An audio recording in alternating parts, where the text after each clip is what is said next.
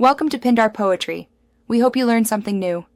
In this video, I will explain Kepler's laws. These three fundamental principles describe how planets orbit the Sun.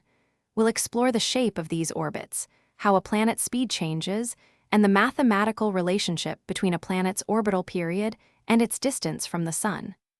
Understanding these laws provides a deep insight into the mechanics of our solar system. Kepler's first law states that planets orbit the Sun in an elliptical path, not a perfect circle. The Sun is not at the center, but rather at one of the two focal points of this ellipse. This means the distance between a planet and the Sun constantly changes throughout its orbit, a key concept for understanding planetary motion. Kepler's second law, often called the law of equal areas, explains that a line connecting a planet to the Sun sweeps out equal areas in equal amounts of time.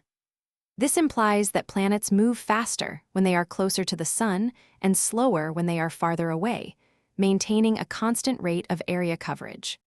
Kepler's third law, the law of periods, establishes a mathematical relationship between a planet's orbital period and its average distance from the Sun. Specifically, the square of a planet's orbital period is directly proportional to the cube of its average distance. This allows us to compare the orbits of different planets. Thanks for watching. Consider subscribing if we helped you.